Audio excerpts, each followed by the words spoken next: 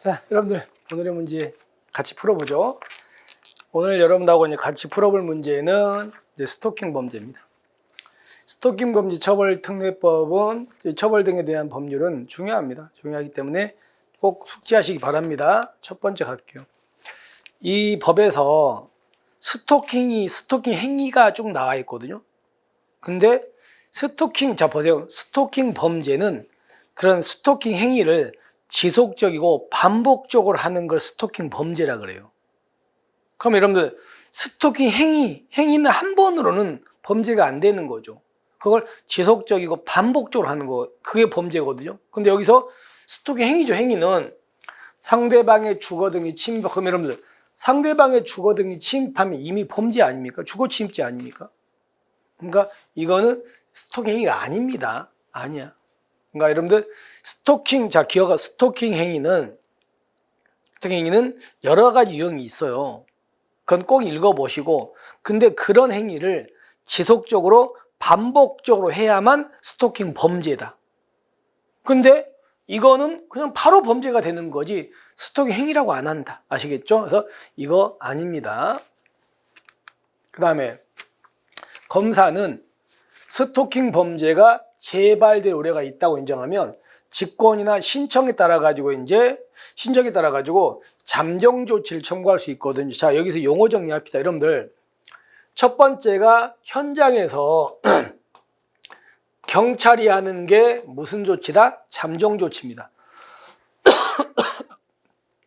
아니, 일단 경찰이 하는 건 잠정이 아니라 응급 조치라고 합니다. 두 번째, 우리가 가정폭력이나 아동학대는요, 법원의 판사가 가해자한테 하는 걸 뭐라고 합니까? 임시조치라고 하잖아요. 근데 여기는 임시조치란 말을 안 씁니다.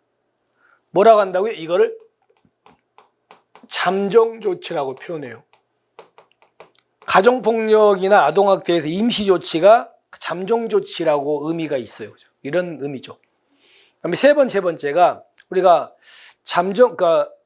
그 가정폭력에서 임시조치는 법원 판사가 하는데 임시조치를 할 시간이 여유가 없을 때 경찰이 할 수 있었죠. 그걸 뭐라고 합니까? 긴급 임시조치라고 하잖아. 여기서는 그런 느낌을 긴급 응급조치라고 합니다. 그러니까 가정폭력에서 긴급 임시조치가 여기는 긴급 응급조치. 그리고 임시조치가 뭐라고요? 잠정조치 이렇게 불러요. 그럼 가볼게요. 검사는 스토킹 범죄가 재발될 우려가 있다고 인정하면 직권이나 신청에 따라서 첫 번째, 스토킹 범죄 중단에 관한 서면 경고, 그 다음 피해자나 주거 등으로 100m 이내 접근 금지, 전기통신용 접근 금지, 그리고 이제 위치 추적 전자장치 부착, 이렇게 잠정 조치를 청구할 수 있습니다. 그럼 여러분들 잠정 조치는요, 이 네 개에다가 하나가 뭐가 있냐면 유치장 있죠. 경찰서 유치장이나 구치소 같은 데 있죠. 이거에다가 유치하는 겁니다. 이렇게 다섯 개가 무슨 조치라고요? 잠정 조치입니다.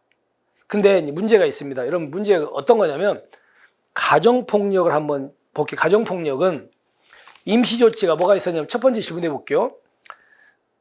가정폭력은 행위자를 주거 등에서 퇴거 등 격리시킬 수 있죠.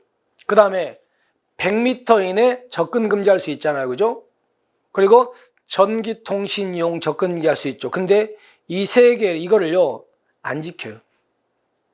안 지키면 어떻게 할 수 있어? 안 지키면 구치소라든가 유치장에 가둘 수 있잖아요. 가정폭력 그렇잖아요. 근데 여기는 순서가 없어요. 그러니까 조심할 게, 한번 밑에를 볼게요.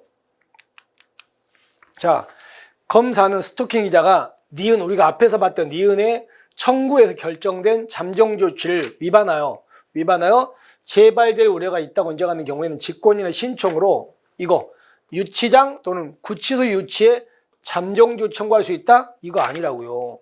가정폭력은 앞에 세 개를 안 지키면 일이 가요. 근데 여기 스토킹 범죄는 순서가 없다고요. 없어요. 그래서 다시 한번, 여기서는 이런 것들을 안 지키니까 일이 간다. 이렇다 안 그렇다? 안 그렇다고. 여기는 순서가 없어요. 그래서 얘는 X입니다. 얘는 X. 그래서 여러분들은 여기서 있죠? 이 잠정 조치 여기까지 5가지를 꼭 기억하시고요. 그리고 이 5가지는 어떤 게 먼저 하고 그걸 안 지킬 때 그 다음 뭘 하고 이런 순서가 없다. 아시겠죠? 이렇게 가지고 기억하시면 됩니다. 그래서 얘는 맞지만 얘는 잘못된 겁니다. 그래서 이해하셨죠? 그 다음에 이제 보세요. 이걸로 한번 가볼게요. 다시 한번. 그럼 여러분들 이렇게 이제 5가지 잠정 조치가 있는데 위에 나와 이 4개 있죠? 4개의 잠정 조치는 몇 개월 이내다? 3개월 이내로 할 수 있어요. 3개월 이내로. 근데 3개월 이내 하는데 얘는 필요하면 두 차례 각 3개월씩 연장할 수 있습니다.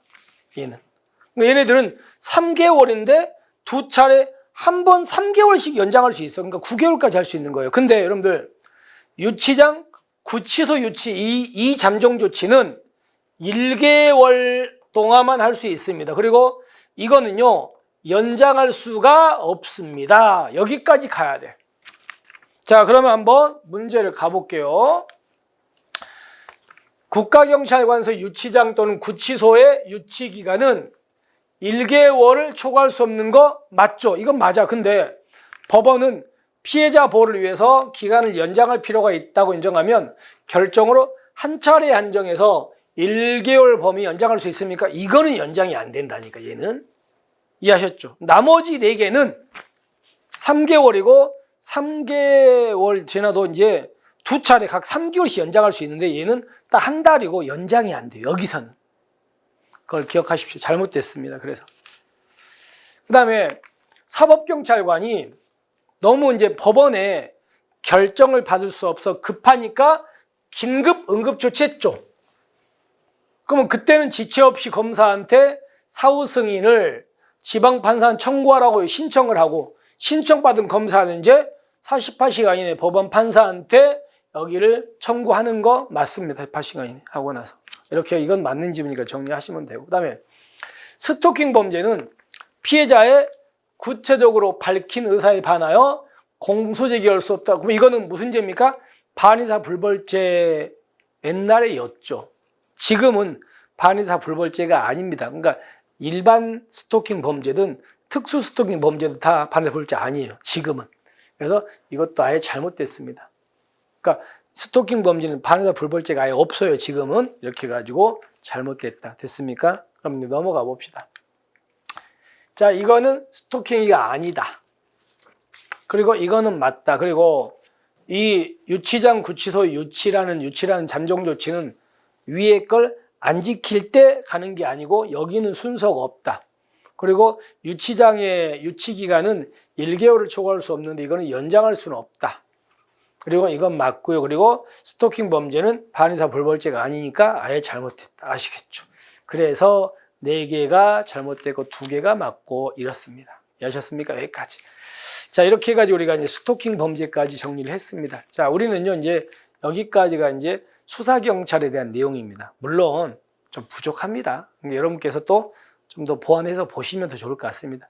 자, 우리는 이제 다음 시간에는 경비경찰로 들어갈 겁니다. 들어가서 정리할 거니까 여러분들 하루하루 시간 오래 안 걸리죠? 그러니까 꼭 들으시고 그리고 부족한 부분을 꼭 채우시기 바랍니다. 여러분 오늘 고생하셨고요. 우리는 내일 뵙겠습니다. 수고하셨습니다.